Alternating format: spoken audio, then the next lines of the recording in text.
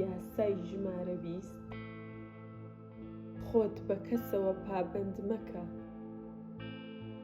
خۆت پابەند مەکە بە هیچ لایەنێک یان دۆزێک جگە لە خۆت. بە بەرقەرارکردنی سەربەخۆیی خۆت دەبیتە گەورەی ئەوانی تر. یاریکردن بە خەڵکی لە دژی یەکتری و هالێکردنیان کە شوێن تۆ بکەون. یاسای 20ەم دەکرێت بە دوو بەشەوە. بەشی یەکەم، خۆت پابەند مەکە بە کەسەوە، بەڵام با هەمووان مەرایت بۆ بکەن.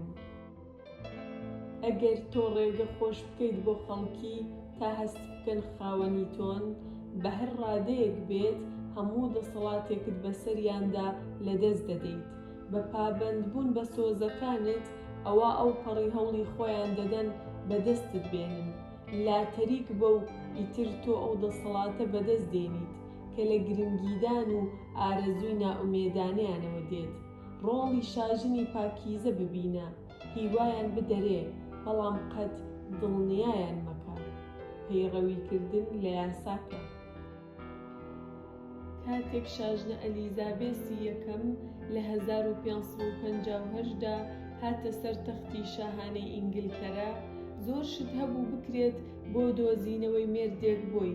پرسەکە لە پەرلەمان قسەی لەسەر کرا و بابەتێکی سەرەکی وتوێژەکان بوو لە نێو ئینگلیزەکانی هەموو چینەکاندا. ئەوان زۆر جار ناکۆک بوون لەسەر ئەوەی دەبێ شاژن شوو بەکێ بکات، بەڵام هەموویان پێیان وابوو دەبێ ئەو چەندەی بکرێ زوو شوو بکات، چونکە دەبێ بۆ هەر شاژنێک پاشایەک هەبێت و دەبێ میراتگرێک بۆ مەملەکەتەکە بخاتەوە. مشتومڕەکان بۆ ماوەی ساڵانێک گەرموگوڕ بوون. لە هەمان کاتدا قۆستترین و شیاوترین زبورتیەکان لە قەڵەمڕەوەکەدا سێر ڕۆبەرت، ئێرلی سەسێکس، سێر واڵتەر کێبڕکیان بوو بۆ دەستی ئەلیزابێس. ئەوانی سار نەدەکردەوە، بەڵام پێنەدەچوو پەلەشی بێت و ئاماژەکانی لەمەڕ ئەوەی کە کامپیاوە دەشێ دڵخوازی بێت زۆر جار هاودوژ و ناکۆک بوون. لە ساڵی 1566دا پەرلەمان وەفدێکی بۆ لای ئەلیزابێز نارد و هانیدا هاوسەرگیری بکات. پێش ئەوەی ئەوەندە پیر بێت کە نەتوانێەوە چەپ بخاتەوە. ئەو مشتومڕی نەکرد، نەوەفدەکەشی نائومێد کرد، بەڵام لەگەڵ ئەوەشدا هەروەک پاکیزەیەک مایەوە. ئەو گەمەناسکەی ئیلیزابێت لەگەڵ داخوازیکەرانیدا کردی پەیتا ئەوی کرد بە بابەتی چەندەها فەنتازیای سێکسی و بابەتی پەرستنێکی ئاینی. سیمیۆن فۆرمەنی پزیشکی دەربار یادداشتەکانی بەکارهێنا بۆ وەسفکردنی خەونی بەژنکردنی ئەلیزابێس. وێنەکێشەکان ئەویان وەکو دایانا و خواوەندەکانی تر نواند. ئیدمۆند سپێنسەر و ئەوانی تریش هۆنراوەی پێهەڵوتنیان بۆ شاژنی پاکیزە نووسی. ئەو وەکو ئیمپراتۆرەی جیهان ئاماژەی پێکرا، ئەو پاکیزە ڕەوشبەرزەی کە حوکمی جیهان دەکات و ئەستێرەکان دەهێنێتە جوڵان. لە وتوێژێکدا لەگەڵ ئەو داخوازیکەرە نێرینەکانی گزارشتی سێکسی ئازایانەیان بەکاردەهێنا، جورئەتێک کە ئەلیزابێز لاری نەبوو لێیان. ئەو هەموو ئەو شتەی لە توانای دابووکردی بۆ ئەوەی ئارەزومەندیان بکات و لە هەمان کاتدا لە دووری خۆی بیانهێڵێتەوە. لە سەرانسەری ئەوروپادا پاشا و میرەکان دەیانزانی کە هاوسەرگیریەک لەگەڵ ئەلیزابێز دەشێ کۆتایی بە هاوپەیمانیەک بێنێت لە نێوان ئینگلتەرە و هەر وڵاتێکی تردا. پاشای ئیسپانیا داوای کرد وەک چۆن میری سوید و دیوکی نەمسا داوایان کرد، ئەو بەڕێزەوە هەمووانی ڕەت کردەوە. پرسی دیپلۆماسی گەورەی ڕۆژگاری ئەلیزابێس ڕووبەڕووی یاخیگەری زەویە نزمەکانی فلاندەرز و هۆڵەندیەکان بوویەوە کە ئەو کاتە بەشێک بوون لە خاوەندارێتی ئیسپانیا. دەبوایە ئینگلتەرە هاوپەیمانێتی لەگەڵ ئیسپانیادا بشکاندایە و فەڕەنسای وەکو هاوپەیمانی سەرەکی لە کیشوەرەکەدا هەڵبژاردایە و لەوێوە هانی سەربەخۆیی فلاندەرزەکان و هۆڵەندیەکانی بدایە. بە هاتنی 1570 وا پێدەچوو هاوپەیمانیەک لەگەڵ فەڕەنسادا ژیرانەترین هەنگاوی ئینگلتەرە بێت. فەڕەنسا دوو پیاوی شەرعی لە خوێنی خانەدانەکان هەبوو، دووکەکانی ئانجۆ و ئالێنچۆن، برایانی پاشای فەڕەنسا. ئایا هیچ کامیان هاوسەرگیریان لەگەڵ ئێلیزابێس دەکرد؟ هەردووکیان خاڵی بەهێزیان هەبوو. ئەلیزابێس هیوای هەردووکیانی بە زیندوی هێشتەوە. پرسەکە بۆ ساڵانێک درێژەی هەبوو. دووکی ئانجۆ چەند جارێک سەردانی ئینگلتەرەی کرد. ئەلیزابێسی بە ئاشکرا ماچ کرد، تەنانەت بە ناوی نازدارانەشەوە بانگی کرد. ئەو وەها دیار بوو کە وەڵامگۆی سۆزەکانی بێت. لە هەمان کاتدا لە کاتێکدا کە ئەو لەگەڵ دووبراکەدا گفت و لفتی هەبوو، پەیماننامەیەک واژۆ کرا کە ئاشتی لە نێوان فەڕەنسا و ئینگلتەرا داهێنایە کایەوە. بە هاتنی 1582 ئەلیزابێس هەستی کرد کە دەتوانێت پەیوەندی ڕۆمانسیەکەی ببچڕێنێت، بە تایبەت لە حاڵەتی دووکی ئانجۆدا. بە ئاسوودەییەوە ئەمەی کرد.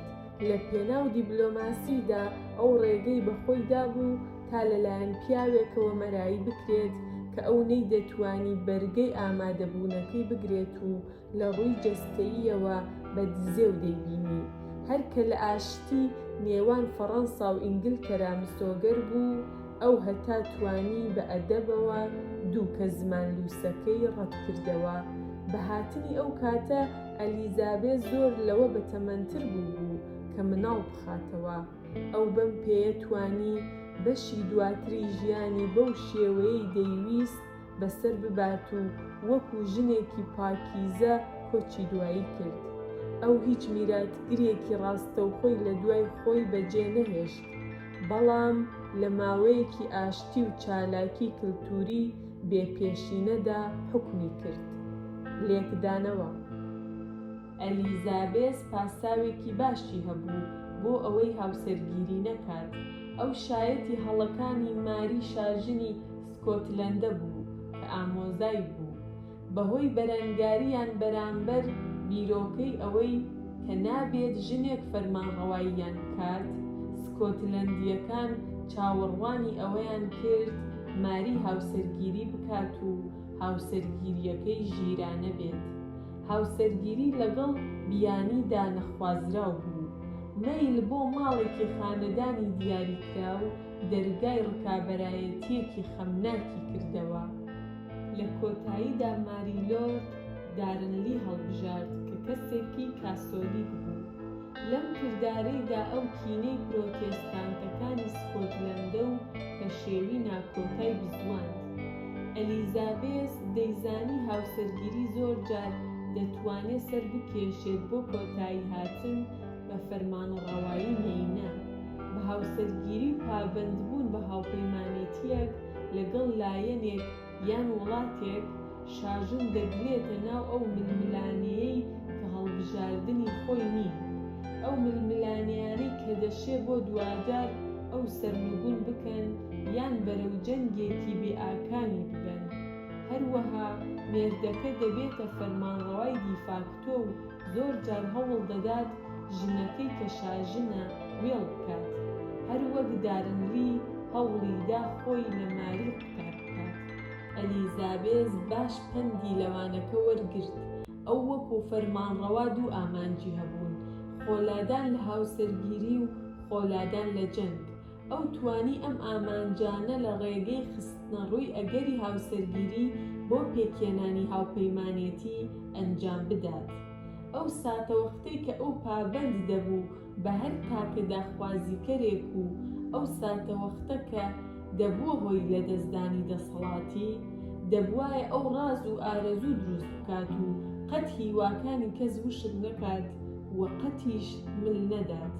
بە درێژایی گەمەی گفت و لفتی خۆشی و کشانەوە کە تەمەنێکی خایاند، ئەلیزابێس بەسەر وڵات و هەر پیاوێکیشدا زاڵ بوو کە دەیویست بەدەستی بێنێت. وەکو سەنتەری هۆش و بایەغدان ئەو باڵادەست بوو. بەهێشتنەوەی سەربەخۆیی خۆی لە سەروی هەموو شتێکەوە. ئەلیزابێز دەسەڵاتەکەی پاراست و خۆی کردە بابەتی پەرستن. شاژنە ئەلیزابێسی یەکەم دەڵێت: پێم باشە دەرۆزەکەر بم و زگورد بم، نەک شاژن و هاوسەردار. کلیلی دەسەڵات. لەبەر ئەوەی دەسەڵات تا ڕادەیەکی زۆر بەندە بە ڕواڵەتەکانەوە، دەبێ فێری ئەو فێڵانە بیت کە وێنەکە جوان دەکەن و پەرەی پێدەدەن. ڕەتکردنەوەی پابەندبوون بە کەسێک یان لایەنێک یان گروپێک. کاتێک تۆ پاشەکشێ دەکەیت، تۆ نەک تووڕەیی، بەڵکو جۆرێک لە ڕێز دەجوڵێنیت. تۆ ڕاستەوخۆ بەهێز دیاریت، چونکە تۆ خۆت دەکەیتە کەسێکی نەگیراو، نەک ئەمەی پەنا ببەیتە بەر گروپێک یان لایەنێک، وەک چۆن ئەوەی کە خەڵکی دەیکەن. ئەم پڕشنگەی دەسەڵات تەنیا لەگەڵ کاتدا گەشە دەکات. لە کاتێکدا کە ناوبانگت بۆ سەرپەخۆیی گەشە دەکات، خەڵکێکی زۆر و زۆرتر ئارەزوت دەکەن، دەیانەوێ ئەو کەسە بن کە تۆ پابەند دەکەن. ئارەزوو وەکو ڤایرۆس وایە، ئەگەر ئێمە ببینین کەسێک لەلایەن خەڵکی ترەوە ئارەزوو دەکرێت، ئێمەش ئارەزووی دەکەین.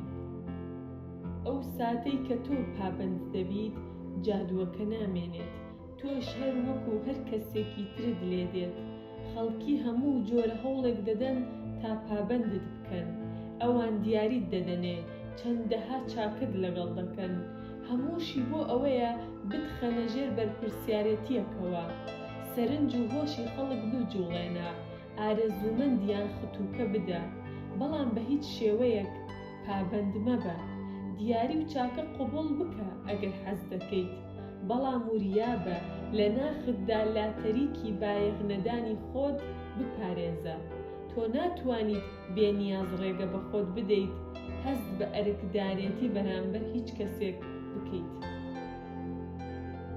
لەگەڵ ئەوەشدا بیرت بێت ئامانجەکە بریتی نییە لە سارکردنەوەی خەڵک، یان ئەوەی کەوەها پیشان بدەیت ناتوانیت پابەند بیت. وەکو شاژنی پاکیزە پێویستە لە مەنجەڵەکە وەری بدەیت، بایەخ و ئارەزومەندی ببزوێنیت، خەڵکی بە ئەگەری ئەوەی کە دەتوانن بەدەستت بێنن بە کێش بکەیت. پاشان دەبێت تۆ ناوبەناو مل بۆ تەرکیز و سەرنجیان بدەیت، بەڵام قەت ئەوەندە دوور نەچیت. لە کاتێکدا کە هەر لایەنێک لە لایەنەکان کێبڕکێ لەسەر هۆش و سەرنجی تۆ دەکەن، تۆ دەست بەجێ وەکو کەسێکی خاوەن کاریگەری و سەنگ دەردەکەویت. دەسەڵاتێکی زۆر دێتە بەردەستت بە بەراورد بەو حاڵەتەی کە تۆ بە خێرایی پابەند بوویتایە بە لایەنێکەوە یان گروپێک. بۆ ئەوەی ئەسپی خۆت تاو بدەیت لەم تاکتیکەدا، پێویستە لە ناوەڕا ئازاد بیت. لە تێوەگلانە هەستیەکان و لە دەسەڵاتگرتنە دەستا پێویستە ئەوانەی دەوروبەرت وەکو بووکەڵە ببینیت. تۆ ناتوانیت ڕێگە بە خۆت بدەیت ببیتە خزمەتکار بۆ هیچ دۆزێک. ئەو کەسانەی ئەم ستراتیژیە بەکاردێنن زۆر جار تێبینی دیاردەیەکی سیر دەکەن. ئەو خەڵکەی بە پەلە دەڕژێتە سەر پشتیوانی ئەوانی تر ڕێزێکی کەم لە پرۆسەکەدا بەدەست دێنێت، چونکە یارمەتیەکەی بە ئاسانی بەدەست دەخرێت. لە کاتێکدا کە ئەوانەی هەڵوێستە دەکەن، خۆیان بە دەورەدرا و لە تکاکار دەبیننەوە. لاتەریک بەو خەڵکی خۆیان بە پیریتەوە دێن. ئەمە دەبێتە تەحەدایەک بۆ ئەوەی سۆزی تۆ بەدەست بێنن، تا ئەو جێی کە لاسایی شاژنی پاکیزە دەکەیتەوە و هیواکانیان دەگەشێنیتەوە. تۆ وەکو موگناتیزێکی هۆش و سەرنج و ئارەزوو دەمێنیتەوە. وێنە شاژنی پاکیزە، سەنتەری هۆش، ئارەزوو پەرستن، بەوەی کەملی بۆ تاکە داخوازیکەرێک نەدا. شاژنی پاکیزە وای لێکردن لە دەور و خولیدا بێن و بچن وەکو هەسارەکان، بەبێ ئەوەی بتوانن لە مەدارەکەی دەربچن و نەبشتوانن لەوە زیاتر لێی نزیک ببنەوە. دەسەڵات خۆت پابەند مەکە بە هیچ کەسێک یان هیچ شتێک، چونکە ئەمە دەتکاتە کۆیلەی هەموو کەسێک. لە سەرووی هەموو شتێکەوە خۆت لە پابەندبوون و کۆت و بەندەکان لابدە. ئەمانە ئامڕازی کەسێکی ترن بۆ ئەوەی بتهێنێتە ناو دەسەڵاتی خۆیەوە.